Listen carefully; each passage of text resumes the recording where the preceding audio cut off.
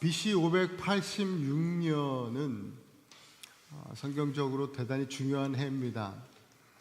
그때에 남유다 왕국이 바벨론에 의해서 멸망된 해입니다. 남유다 왕국이 바벨론에 의해서 멸망해서 사람들이 이제 많은 이들이 바벨론의 포로로 끌려갔습니다. 갑작스럽게 일어난 이러한 일들로 인해서 많이 당황스러웠을 겁니다. 정말 그 생소한 땅에서 또한 주권을 잃어버리고 어떻게 앞으로 살아가야 할지 정말 막막하고 앞이 보이지 않는 그런 캄캄함이 그들 가운데 엄습했을 거예요. 두려움으로. 우리도 그와 같은 삶을 살 때가 있습니다. 건강의 문제로, 또 자녀의 문제로, 또 우리 어떤 젊은이들, 청년들은 진로의 문제로 우리의 삶 가운데 갑자기 닥친 그러한 문제들 때문에 앞이 캄캄해질 때가 있죠. 바로 그때 하나님께서 주시는 메시지가 오늘 이사야 42장 말씀입니다. 오늘 42장은 이렇게 시작하죠. 내가 붙드는 나의 종, 내 마음에 기뻐하는 자, 곧 내가 택한 사람을 보라. 내가 나의 영을 그에게 주었은즉 그가 이방에 정의를 베풀리라.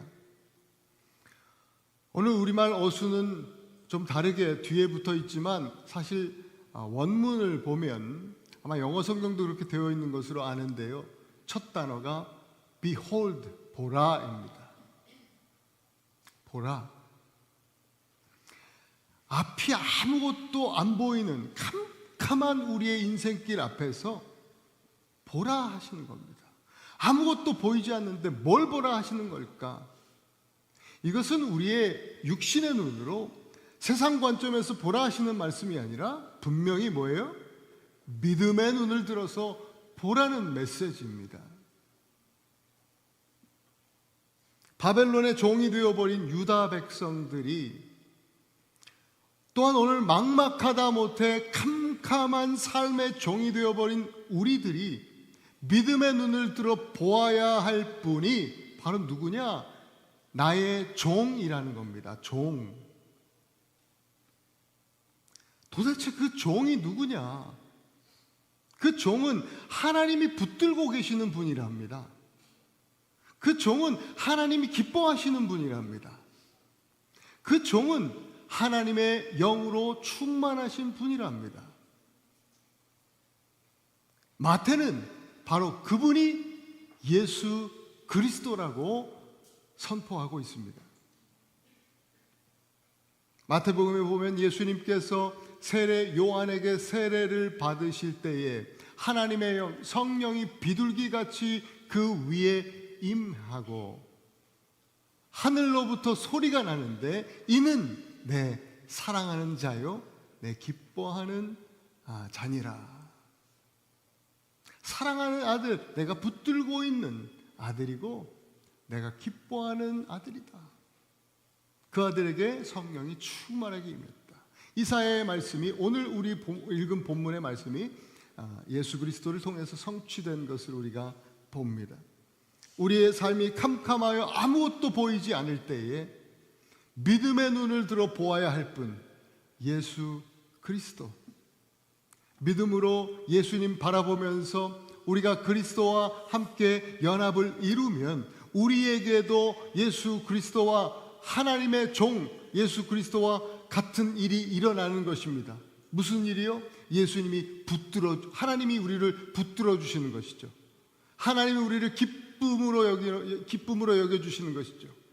우리에게 하나님의 영, 성령이 충만케 되는 놀라운 은혜가 임하는 것입니다.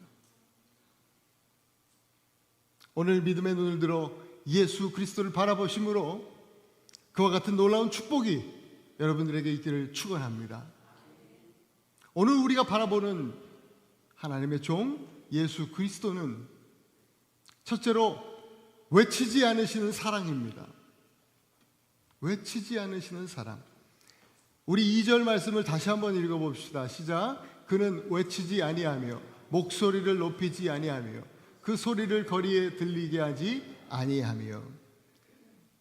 가만히 있으면 손해본다. 목소리 큰 사람이 이기는 거야. 저는 어릴 때 그런 이야기를 많이 들으면서 자랐습니다. 안타까운 것은 지금도 우리 사회는 큰 소리 치는 자가 힘 있는 사람이라고 그렇게 가르쳐 주는 것 같아 참 마음이 아픕니다. 본문 오늘 2절에 보면 동사 3개가 나오죠.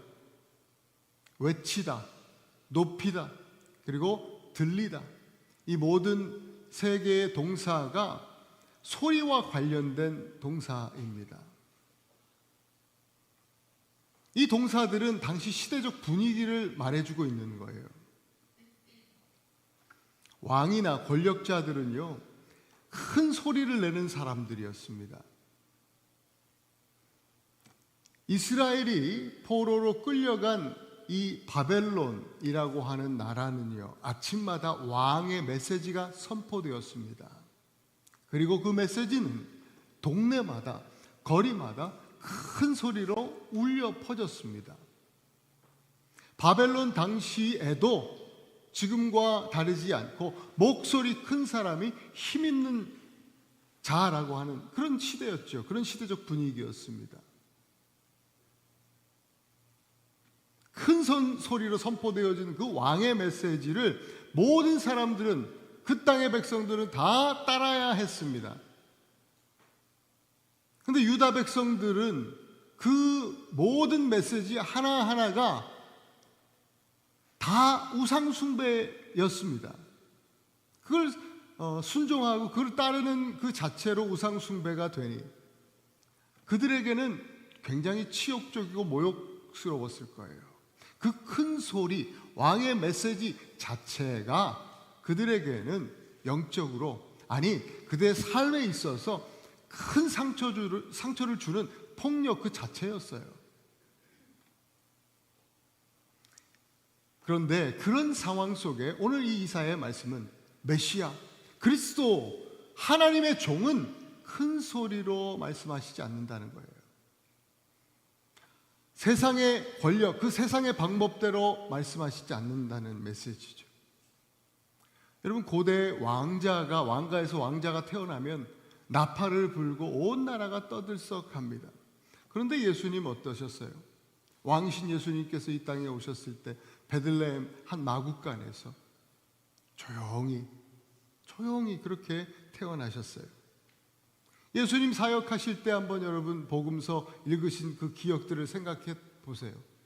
예수님 사역하시고 놀라운 기적을 행하신 후에 요즘 같으면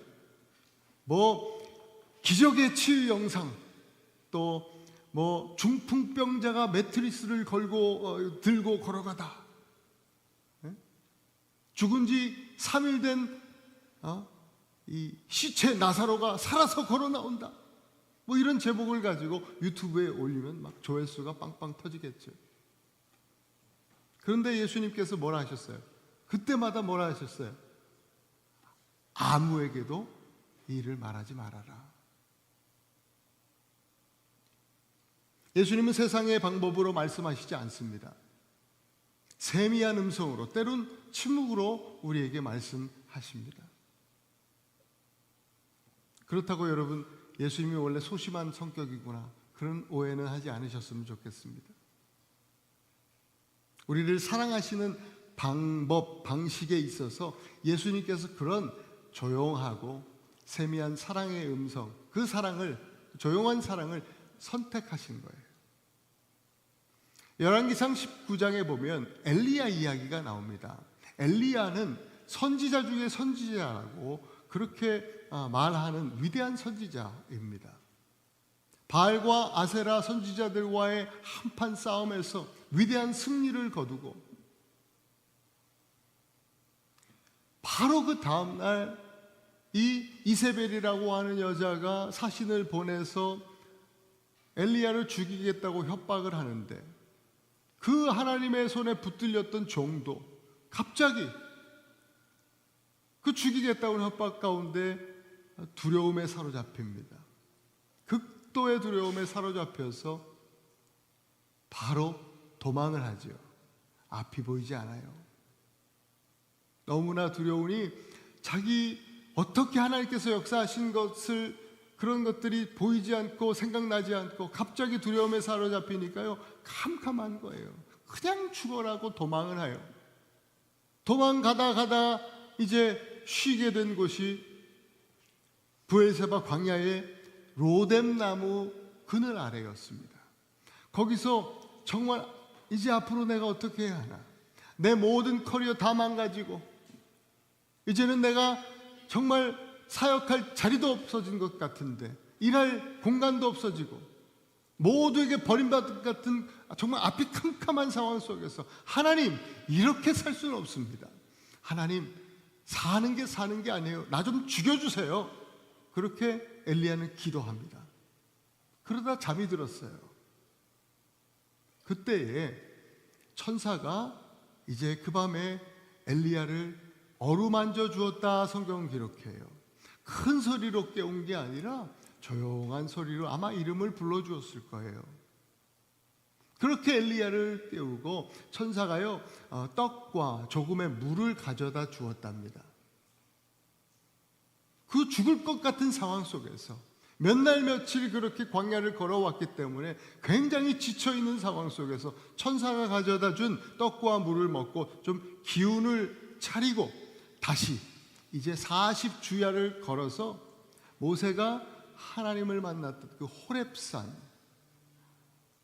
그 가시떨기 나무의 불로 모세 가운데, 모세 앞에 나타났던 그 놀라운 기적의 산 호렙산에 이제 도착하게 되는데, 그 산 가운데 동굴에 들어가게 돼요. 그 산에 있는 동굴에 딱 들어가니까 얼마 지나지 않아서 밖에서 큰 지진이 일어났대요. 큰 바람 소리가 들리는데 엄청나게 세상을 뒤흔드는 것 같은 그러한 지진과 바람 소리 가운데 정말 하나님이 임재한 것, 그것이 아니라, 거기에 하나님이 임재가 아니라 동굴 안에 세미한 음성으로 하나님께서 엘리야를 불러주시면서, 엘리야야, 어찌 네가 여기 있느냐. 작은 소리로 엘리야의 이름 불러주시면서 엘리야를 만난 거예요. 저도 지난 한 주간 정말 폭풍 같은 한 주가 어떻게 지나갔는지 모르겠습니다. 갑작스럽게 또 경험 없이 한국에 들어가서 막 너무너무나 바쁘게 지내는데 수많은 또 사람들도 만나게 되고, 그런 폭풍 같은 막 세상이 흔들리는 것 같은 그런 상황 속에서 하나님 아무 말씀 없으셨어요. 거기에 계신 것이 아니라 어느 날 새벽에 그냥 눈이 시차도 있고 해서 눈이 떠져서 혼자 잠잠히 묵상하고 예배하는 중에 정말 세미한 소리로 하나님께서 만나주시고 저를 조용히 가만히 엘리야를 이렇게 어루만져 주심 같이 어루만져 주시고 격려해 주시는 거예요. 그게 하나님 방법이죠. 오늘 본문에 나오는 그 엘리야의 이 열왕기상 나오는 큰 지진과 큰 바람, 이 지진, 광풍, 바람이라고 하는 단어는 당시의 세상을 뒤흔들고 세상 위에 군림하고 또 사람들을 제압하는 세상의 방식, 권력을 상징하는 단어입니다. 그러나 세미한 음성, 때로는 침묵으로 나타나는 주님의 방식, 곧 복음은 섬김입니다.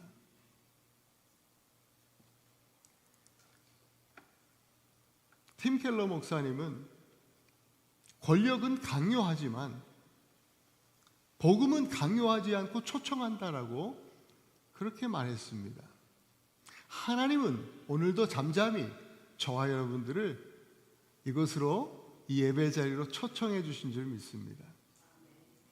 그리고 여러분들을 잠잠히, 아무 일도 일어나는 것 같지 않지만 여러분의 등을 어루만져 주시고 잠잠히 우리를 섬겨 주시고 계십니다. 하나님 나라는 큰 소리로 확장되는 나라가 아닙니다. 마태복음 보면 12장 33절에 예수님께서 하신 말씀이 있어요. 열매를 보고 그 나무를 안다 하셨어요. 하나님 나라는 열매로 확장되는 나라입니다. 큰 소리 내면서 열리는 열매 보셨습니까? 열매는 언제나 조용히 잠잠히 열리는 것입니다. 큰 소리가 세상을 바꾸는 것이 아니에요. 외치지 않으시는 예수님의 사랑, 잠잠히 어루만져 주시는 그 놀라운 그리스도의 섬김, 그 복음이 수많은 영혼 구원의 열매를 맺어왔고 지금도 맺고 있습니다. 오늘 저와 여러분 또한 그 예수님의 섬김, 그 사랑의 복음의 열매들인 것입니다. 그렇다면 이제 우리도 큰 소리보다도 조용한 섬김의 소리로 더욱 아름답고 풍성한 열매를 삶에서 맺으며 살아갈 수 있기를 소망합니다. 우리 신앙의 선배님들은 우리 후배들에게, 젊은이들에게, 또 우리 부모님들은 우리 자녀들에게 큰 소리 치지 마시고 조용한 또 소리 없는 섬김으로 어루만져 주시면서 열매 맺는 삶의 본을 보여주셔야 할 줄로 믿습니다. 저와 여러분 우리 모두가 그런 교회이고 또 그런 가정이기를 간절히 소망합니다. 두 번째로 예수님께서 선택하신 사랑은요, 꺾지 않으시는 사랑이에요. 3절 말씀 다시 한번 읽습니다. 시작. 상한 갈대를 꺾지 아니하며 꺼져가는 등불을 끄지 아니하고 진실로 정의를 시행할 것이며. 여러분 여기에 두 가지 이미지가 나타나 있어요. 첫 번째는 뭐예요? 상한 갈대입니다. 이 갈대는 물가에서 자라는 아주 흔한 평범한 풀입니다. 당시 바벨론 그 강가에 이 갈대가 굉장히 많았답니다. 당시 이 갈대의 용도는 여러 가지 중에 많이 쓰이는 용도가 피리 같은 악기를 만들 때 이 갈대를 많이 사용했다고 해요. 예쁘고 아름다운 소리가 납니다. 그러나 상한 갈대는 겉이 멀쩡해 보이지만 그게 피리를 만들면 딱 이게 상한 거구나 알게 돼요. 소리가 안 나요. 또 소리가 예쁘고 제대로 된 소리가 안 나는 거예요. 겉으로 보기엔 멀쩡한데 속이 상한 거죠. 이 쓸모없는 갈대는 꺾어버리는 거예요. 또 하나의 이미지는 뭐예요? 꺼져가는 등불입니다. 우리말로는 등불로 번역했지만 원어적인 의미는 심지가 맞습니다. 심지라는 단어예요. 기름을 다 쓰고 이제 심지 자체가 타는 상황인 거예요. 이 상태가 되면 불이 빛을 내겠습니까? 불도 다 꺼지고 방을 비추는 빛의 역할을 하지 못한 채 심지만 타면서 매캐한 냄새하고 연기만 나는 그런 상황이에요. 이쯤 되면 누구나 불을 끕니다. 혹시 우리의 상황이, 우리의 삶의 상황이 그렇진 않습니까? 겉은 멀쩡해 보이지만 속은 상처투성이로 노래할 수 없는 그런 상태. 기름 다 떨어져서 연기 나고 냄새 나는 채로 그저 버티고만 있는 상태. 완전히 꺾이고 사그라진 것, 사라져버린 것은 아닌데 그렇다고 괜찮지도 않은 그런 상태 말입니다. 어쩌면 우리 신앙이 그렇지 않습니까? 찬송은 부르지만 냉랭한 가슴에 허공을 울리는 그런 피리 소리일 뿐이고, 기도는 드리지만 응답에 대한 확신은 사라져버렸고, 예배는 드리지만 영혼의 기쁨과 감격이 희미해져 버린 그런 상태 말입니다. 세상은요, 이런 연약한 상태의 모습을 좋아하지 않습니다. 성과가 떨어지면 교체하고 또 쓸모가 없어지면 잘라버리는 게 세상입니다. 마음에 들지 않고 기대에 미치지 못하면 관계도 이전까지 친했을지 몰라도 이제는 내게 득이 되지 않으면 잘라버리는 것이 세상의 방법입니다. 그런데 예수님의 방법은 다르죠. 상했다고 꺾지 않으십니다. 빛을 내지 못하고 연기만 난다고 심지를 밟아 꺼뜨리시지도 않습니다. 여러분, 모세라고 하는 인물을 잘 아실 겁니다. 모세가 40세까지 빛나는 사람이었습니다. 멋있는 사람이었습니다. 그 인생을 통해서 나는 그 노랫소리도 너무나 아름답게 온 세상에 울려 퍼지던 그런 사람이었습니다. 그러다 40세 우발적인 살인을 저지르게 되고 상한 갈대같이 되었습니다. 그리고 미디안 광야로 도망을 가지요. 금세 돌아올 줄 알았는데 그렇지 않잖아요. 40년이 또 흘러요. 이제 80세가 되어서 꺼져가는 등불 같은 그런 인생이 되었습니다. 하나님은 그런 모세를 유통기한 지나버린 고물 취급하지 않으셨습니다. 모세, 80세가 된 모세가요, 처음에 바로 앞에 가니까 바로도 이제는 모세를 1도 요만큼도 위협적인 사람으로 여기지 않았습니다. 처음에는 고물같이 보였거든요. 다 늙어 빠진 그런 꺼져가는 등불같이 보였거든요. 그러나 하나님은 그렇게 하지 않으시고 그렇게 바라보지 않으시고 모세를 다시 부르셔서 어떻게 합니까? 위대한 이스라엘의 지도자로 세우시는 거 아닙니까? 세상은 이제는 쓸모없는 고물이라고 여겼지만 하나님은 그를 고물이라 하지 않고 너는 보물이야 라고 말씀해 주시는 거예요. 여러분, 일본에 킨츠기 도자기라고 있습니다. 도자기가 깨지면 소용이 없어요. 쓸모가 없죠. 쓰레기통에 버리는 겁니다. 그런데 도자기마다 그것이 귀하던 그렇지 않고 그냥 싸구려 도자기든 그릇이든 사람들마다 어떤 사연이 있잖아요.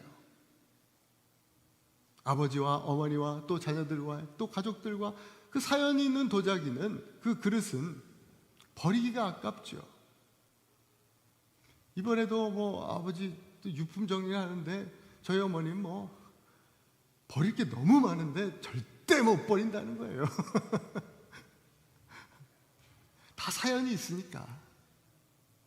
근데요, 이 도자기가 깨지면, 제가 이 영상을 하나 봤어요. 킨츠기 도자기 기술로 도자기를 만드는, 다시 깨어진 조각을 다시 이어붙여서 만드는 그 영상을 보니까 오칠을 해요. 오칠을 하면서 하나하나 조각들을 붙여요. 여러 번 반복해요. 그리고 사포로 깨끗하게 문지른 다음에 그 오칠이 되어진 부분을 금으로 다 칠합니다. 여러 번 반복을 하고 그렇게 다시 완성을 하면요, 그 깨어졌던 도자기의 부분이 더 그 아프고 깨어졌던 그 도자기 그 상처난 부분이요, 금빛으로 더욱 아름답게 빛나면서 오히려 그 상처가, 도자기에 깨어진 부분이 너무 정말 작품이 되는 겁니다. 그렇게 깨진 도자기를 이어붙여 재생하는 기술을 킨츠기라고 하는 거예요.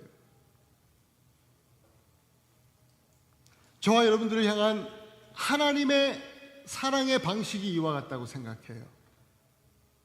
단순히 감정적으로 위로해 주시는 말씀이 아니라 예수님 우리를 꺾지 않으시려고 친히 십자가에서 상한 갈대가 되어서 당신이 꺾이셨어요. 꺼져가는 등불 같은, 심지 같은 우리를 끄지 않으시기 위해서 당신이 십자가에서 우리 대신 심지가 되어서 스스로를 마지막 불로 태우셨어요. 조각난 우리의 영과 삶이 예수 그리스도의 대속의 은혜로, 그 보혈의 은혜로 회복되었습니다. 이것이 복음입니다. 마치 킨츠기 도자기처럼 깨어졌던 우리의 상처가, 우리의 영혼이, 우리의 모든 삶이 예수님의 금빛 사랑으로, 그 보혈 금빛 사랑으로 더욱 빛나게 되는 겁니다. 이것이 그리스도의 기독교 복음입니다. 예수 그리스도의 위대한 사랑이 고물 같은 우리를 하나님 앞에 보물이 되게 한 겁니다. 우리 옆에 분들에게 좀 그렇게 격려하십시다. 당신은 보물입니다. 보물입니다. 고물이 아니라 보물입니다. 은근히 기분 나쁜 사람들은 고물입니다 이러고 그냥 끄시는 거예요. 저와 여러분들은 예수 그리스도 안에서 보물 같은 존재입니다. 마지막으로 세 번째, 예수님께서 우리에게 주시는 사랑, 쇠하지 않으시는 사랑입니다. 4절 말씀 읽겠습니다. 시작. 그는 쇠하지 아니하며 낙담하지 아니하고 세상의 정의를 세우기에 이르니니 섬들이 그 교훈을 앙망하리라. 여기에 놀라운 언어의 역설이 있습니다. 쇠하다라고 하는 이 히브리어가요, 3절에 꺼져가다, 등불이 꺼져가다라고 하는 이 단어와 완전히 어근이 똑같은 단어입니다. 그리고 또 뒤에 나온 낙담하지 아니하고, 낙담하다라는 단어는 그 앞에 상한 갈 때 상하다라는 단어와 어근이 똑같습니다. 마치 3절, 4절을 이 데칼코마니아 한 것 같이 그렇게 기록하고 있는 거예요. A, B, B-A- 이렇게 똑같아요. 그래서 3절, 4절을 그러한 방식으로 우리가 붙여서 읽어보면 사람은, 인간은 상하고 꺼지는 그런 인생이지만 하나님의 종은 결코 상하지 않고 꺼지지 않으신다. 이런 말씀이에요. 저희 아이들이 어릴 때요, 살던 그 아파트는 문을 열면 바로 그 수영장이 있었습니다. 캘리포니아에서 살 때요. 그래서 거기서 아주 너무너무 많이 놀았어요. 아이들 어릴 때 수영 좋아하잖아요. 저희 큰아이는 딸이라 조금 무서워하는 경향도 있었지만 그래도 이렇게 밑에서 제가 이렇게 두 팔 벌리고 뛰어내리라 하면 한두 번씩 이렇게 뛰어내리고. 근데 문제는 이 둘째 녀석 이한결이라고 저희 둘째인데, 이 녀석은 그냥 한두 번 뛰어보더니 이제는 아빠가 잡아줄 걸 아니까 이렇게 뛰고 위에다 올려놓으면 제가 팔도 벌리기 전에 뛰는 거예요. 계속 뛰는 거예요. 이제 그만 좀 뛰라고 제가 이제 나중에 야단을 칠 정도예요. 왜 야단 저는 하나님은 쇠하지 않으시고 그러지만 저는 그때 많이 쇠해가지고 제가 너무 힘들죠. 아무튼 이 아이들이 왜 그렇게 뛰어내렸을까요? 자기 키보다도 훨씬 몇 배 깊은 물속으로 뛰어드는 이유는 아빠가 자기가 뛰어들어도 강하고 큰 팔로 자기를 반드시 잡아줄 거라고 확신했기 때문에 뛰는 거 아니겠습니까?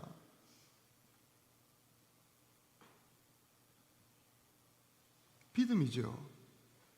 여러분, 영국의 윌리엄 윌버포스라는 이름을 한 번쯤 들어보신 적이 있을 거예요.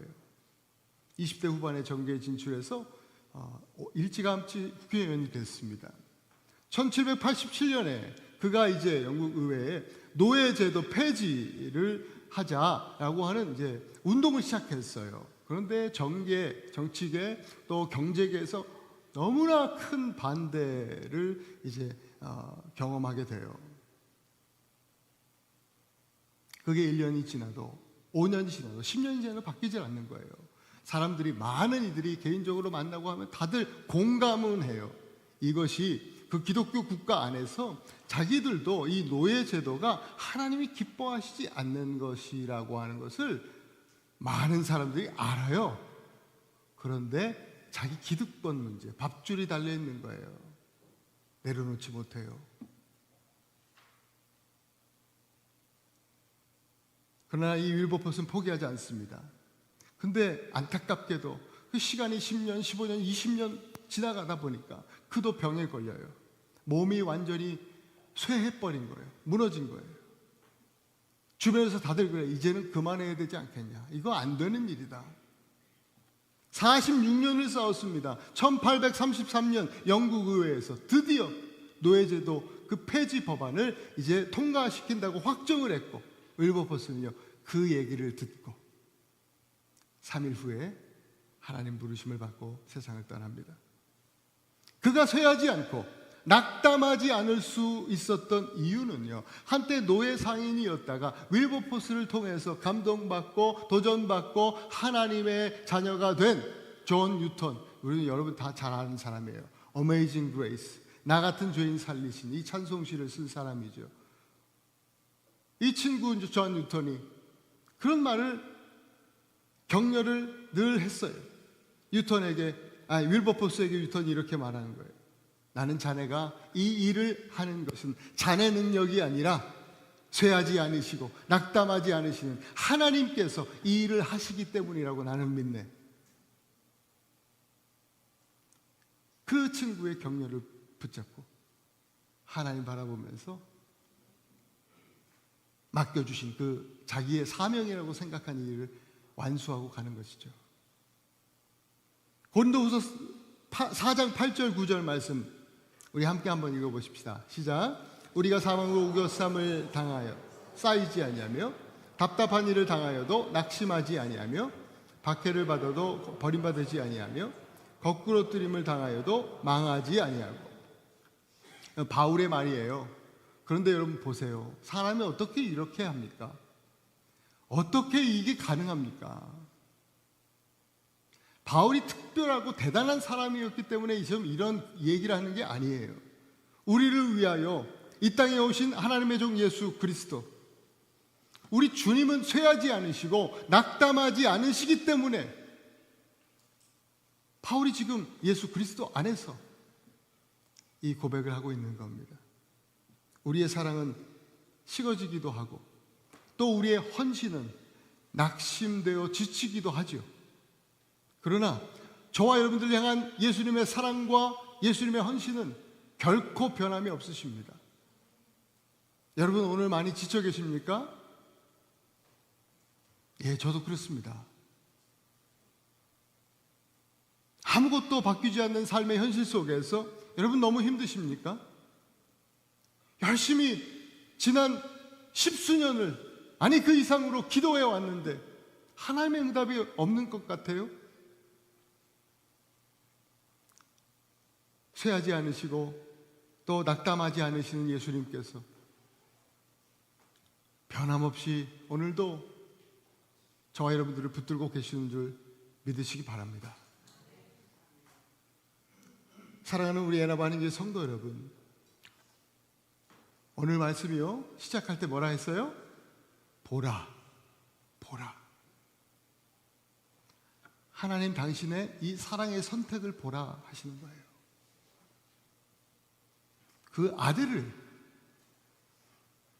아들 노릇하라고, 그 하늘의 왕자 노릇하라고 보내신 것이 아니라 하나님의 선택은 당신의 아들을 종 노릇하라고 보내셨어요. 그게 하나님의 선택이에요.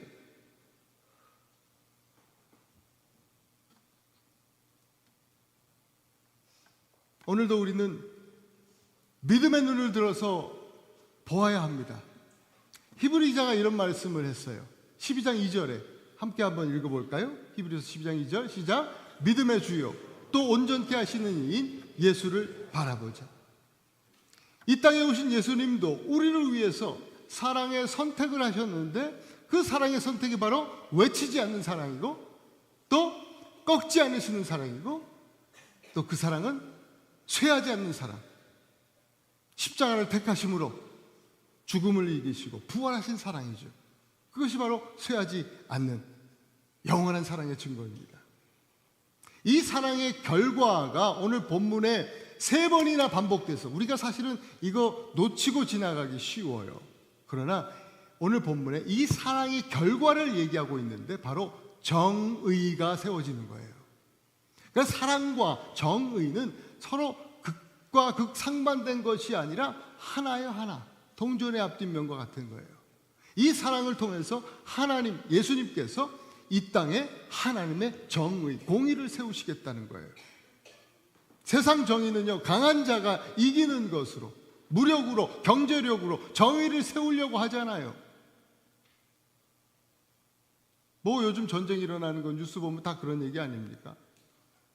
그러나 하나님의 정의는 종으로 오신 예수 그리스도에 의해서 십자가를 통해서 어쩌면 가장 약해 보이는 바로 그 자리에서 완성됐다라고 하는 것, 우리가 이것을 알아야 합니다.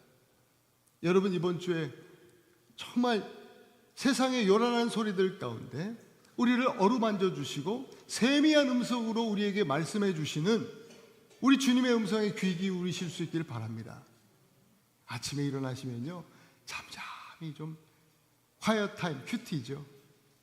잠깐이라도 여러분 혼자 주님과 독대하는 잠잠히 주님의 음성을 좀 간구하는 그런 시간을 좀 가져보십시오.